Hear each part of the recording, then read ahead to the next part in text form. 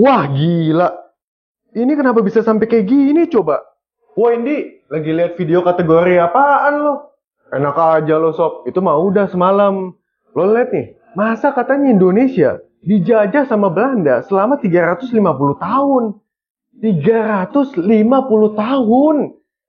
Dan nunggu gajian akhir bulan 30 hari aja berasa 3 tahun. Ini 350 tahun. Gini sob, opini ini tuh udah kayak mandatori cerita turun-temurun. Tapi itu mitos sob. Indonesia tuh nggak dijajah selama 350 tahun. Lo harus tahu sejarah dan cerita latar belakangnya kayak gimana. Gimana tuh sob? Coba sikat.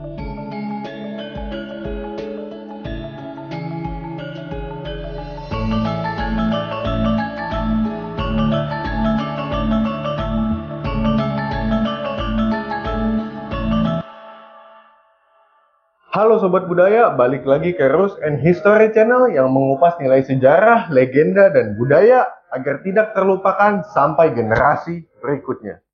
Oh ya, sebelum memulai video kali ini, saya akan mengumumkan pemenang kuis di video sejarah Kerajaan Majapahit kemarin.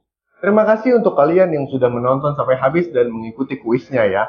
Biar adil, saya akan mengumumkan pemenang videonya melalui aplikasi Random Picker.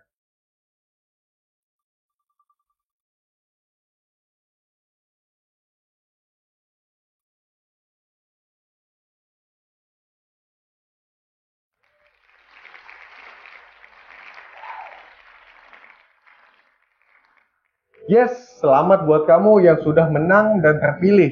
Karena kamu akan mendapatkan hadiah sejumlah Rp50.000. Kamu bisa mengirim DM ke Instagram saya, yaitu Roots and History Account untuk lanjutannya. Oke, kita akan lanjut ke sejarah masuknya Belanda ke Indonesia dan juga mitos atas penjajahan 350 tahun Belanda di Indonesia. Pada abad ke-15, terjadi beberapa peristiwa penting yang terjadi di Eropa. Salah satu kejadian penting yang mempengaruhi jalannya sejarah dunia adalah jatuhnya kota Konstantinopel, yaitu ibu kota di Romawi Timur pada tahun 1453. Kota Konstantinopel merupakan benteng terdepan Eropa untuk membendung masuknya agama Islam di benua Eropa. Dalam suatu perang yang sengit, akhirnya orang Turki Utsmani yang beragama Islam berhasil merebut kota Konstantinopel, sehingga terbukalah pintu bagi penguasa Islam untuk masuk ke Eropa.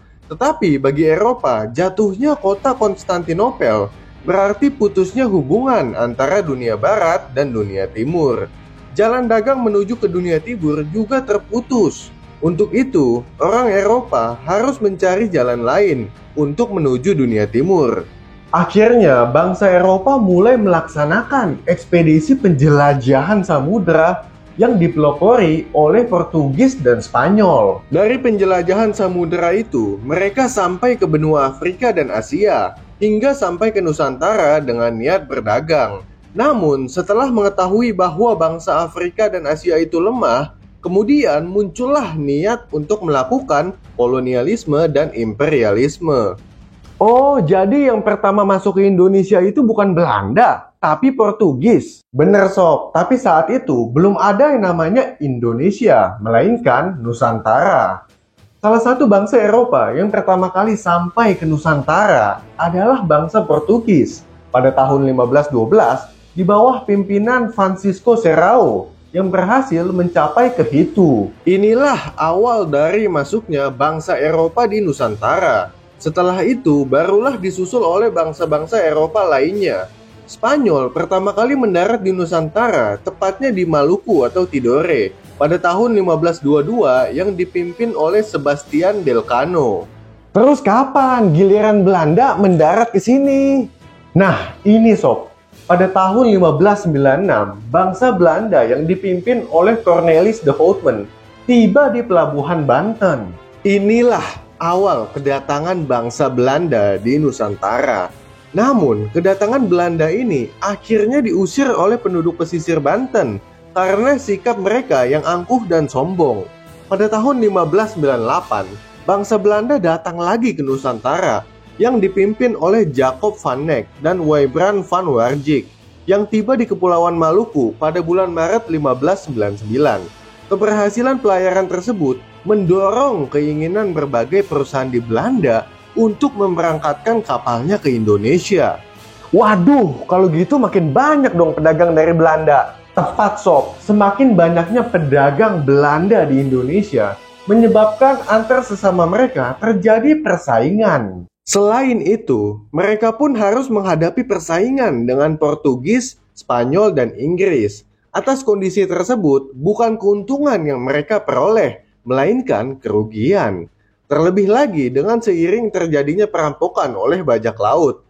Atas prakarsa dari Pangeran Maurits dan Johan van Oldenbarneveldt pada 20 Maret 1602, para pedagang Belanda mendirikan Verenigde Oost-Indisch Companies atau VOC, yaitu Persekutuan Maskapai Perdagangan Hindia Timur.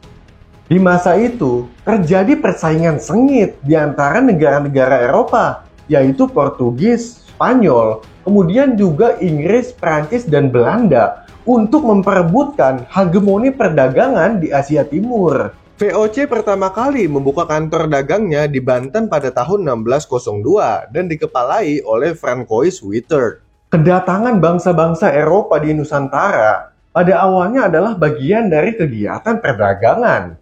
Karena hubungan yang terjadi adalah hubungan yang setara antara pedagang dan pembeli.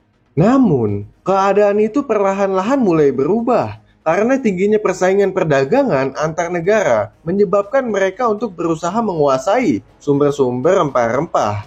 Berikut beberapa sistem politik Belanda dalam penjajahan di Nusantara. 1. VOC. Sejarah lahir VOC dilatar belakangi oleh datangnya bangsa Belanda di Nusantara. Mereka datang bukan mewakili kerajaan, tetapi merupakan kelompok-kelompok dagang.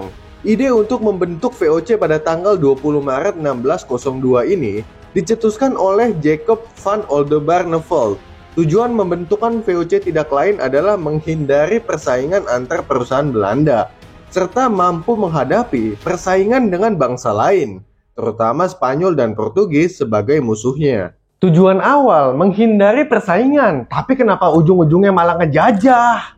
Awalnya, VOC memang dibentuk sebagai kepentingan perdagangan, sob. Tapi, karena kekayaan SDA dan keserakahan, mereka mulai melakukan monopoli perdagangan, hingga pada akhirnya mulai menanamkan kekuasaannya di beberapa wilayah di bagian Nusantara. Kemudian VOC dibubarkan pada tanggal 31 Desember 1799. 2. Masa peralihan. Setelah VOC jatuh bangkrut, kemudian kekuasaan VOC di Nusantara diambil alih oleh pemerintah Belanda. Sejak 1 Januari 1800, secara resmi Nusantara berstatus sebagai wilayah kekuasaan pemerintah kerajaan Belanda dan disebut sebagai Hindia Belanda. Politik kolonial antara tahun 1800 sampai 1870 bergerak dari sistem dagang menuju sistem pajak, sistem sewa tanah atau landelijk stelsel, Daendels dan Raffles dengan didorong oleh idealisme mereka pada dasarnya mendukung cita-cita liberalisme untuk memberikan kebebasan perseorangan, milik tanah, kebebasan bercocok tanam, berdagang, kepastian hukum, dan peradilan yang baik. Idealisme awalnya bagus, tapi kenapa akhirnya mereka malah berpaling? Itu terjadi karena desakan negara induk mereka yang tidak konsisten dan jatuh kembali pada sistem yang konservatif, sob, yang didukung dengan administrasi pemerintahan yang sentralistis dan feodalistis. 3. Sistem tanam paksa. Motif utama pelaksanaan sistem tanam paksa atau kultur stelsel oleh Van den Bosch sejak 1830 adalah karena kesulitan finansial yang dihadapi oleh pemerintah Belanda. Hal ini disebabkan oleh Perang Jawa tahun 1825 sampai 1830 di Indonesia dan Perang Belgia tahun 1830 sampai 1831 di negeri Belanda, serta budget negeri Belanda sendiri yang dibebani oleh bunga yang berat, dengan harapan untuk memperoleh keuntungan besar dari koloni-koloninya. Maksud dari sistem tanam paksa itu apaan, sob? Udah kayak temen yang ngutang aja, kalau nggak dipaksa itu nggak mau bayar. Padahal tiap weekend upload story lagi healing di tempat fancy. Ciri utama sistem tanam paksa adalah keharusan bagi rakyat Jawa untuk membayar pajak in natura sob, yaitu dalam bentuk hasil pertanian mereka. Dengan pajak in natura tersebut, diharapkan oleh Van den Bosch dapat terkumpul hasil-hasil tanaman perdagangan ekspor dalam jumlah yang besar, yang dapat dijual dan dikirim ke Eropa serta Amerika dengan memberikan keuntungan yang besar bagi pemerintah dan pengusaha-pengusaha Belanda. 4. Sistem kolonial liberal. Politik kolonial liberal yang menjanjikan perbaikan kesejahteraan bagi rakyat Hindia Belanda dengan memberikan kesempatan bagi kaum modal swasta untuk membuka industri perkebunan swasta juga hanya mimpi semata. Bahkan sebaliknya, pada akhir abad 19, tingkat kesejahteraan rakyat Indonesia nampak semakin merosot. Kenapa kesejahteraan kita hancur sob? Padahal jelas kita sebagai pemilik SDA. Sebabnya itu udah jelas sob. Karena pemerintah Belanda nggak mau melepaskan politik batik slotnya, yaitu keuntungan yang didapatkan dari sistem tanam paksa di Hindia Belanda. Bahkan ditingkatkan sebagai politik drainage, yaitu politik penghisapan kekayaan suatu bangsa yang dilakukan oleh bangsa lain. Keuntungan yang besar dari perkebunan tetap dialirkan ke negeri Belanda dan tak sepeser pun yang ditinggalkan di Indonesia untuk memperbaiki nasib rakyat.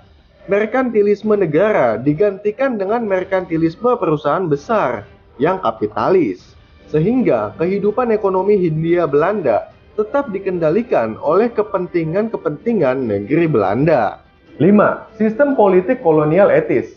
Politik kolonial etis sebagai politik kesejahteraan tetap tidak membawa perbaikan bagi nasib rakyat Indonesia. Politik balas budi dengan triloginya, irigasi, emigrasi, dan edukasi, mirisnya ini hanya sebagai slogan daripada sebuah kenyataan.